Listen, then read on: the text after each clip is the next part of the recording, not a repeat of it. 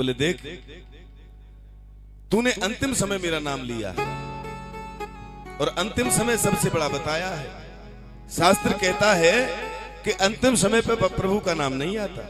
शास्त्र कहता है कि अंत काले च मामेति स्मृत्वा च कलेवरम। जिंदगी भर मनुष्य ने कुछ भी किया हो, लेकिन अंत समय यदि प्रभु का नाम आ गया तो उसे फिर कोई रोक नहीं सकता।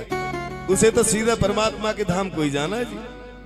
पर महाराज बड़े दुर्भाग्य की बात कि बार बार मुनि जतन करागी और अंतराम कहीं आवत नहीं।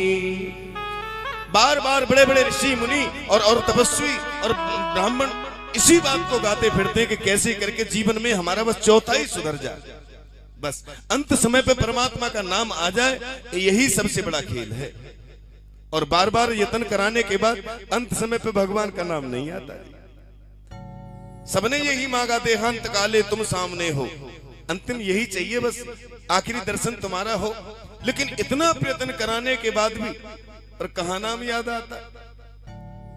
लिखा है कि एक बार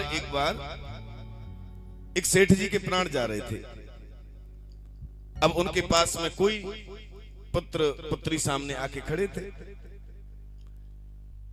अब बेचारे प्राण जब जा रहे हैं निकलने तो परेशान हैं, बच्चे खड़े हुए हैं। बोले बेटा, बड़ा वाला बेटा मेरा कहाँ है? बोले ये सामने ही खड़ा है जी सेठ जी आपके।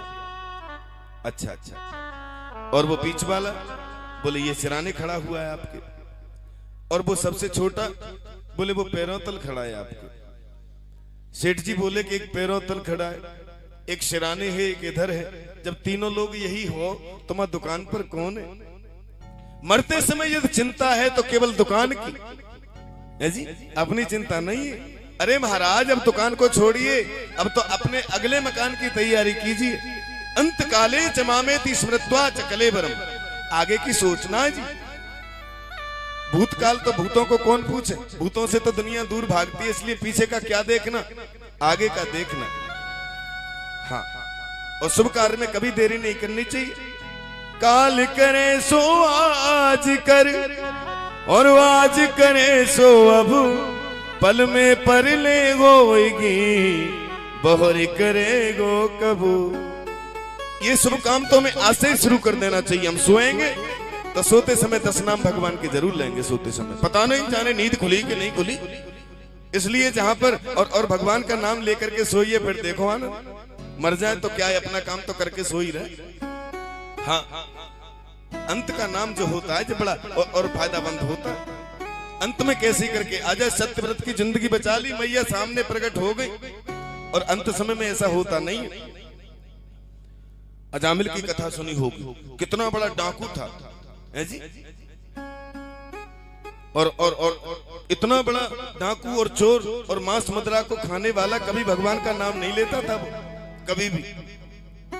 लेकिन संतों ने उसके पुत्र का ही नाम नारायण रखवा दिया। बोले अपने पुत्र का नाम नारायण रख लिया। तो महाराज अब नारायण नारायण चिल्लाया करे वो मरते समय, मृत्यु के समय। तो अंत समय पे उसके मुंह से नाम निकला। तो नाम की परिभाषा केवल यही है कि अंत समय प्रभु आवत ना है। बार बार मन जतन कराएं। हम बार बार जतन करते हैं, कराते हैं, लेकिन अंतिम समय पे जो भूल जाते हैं।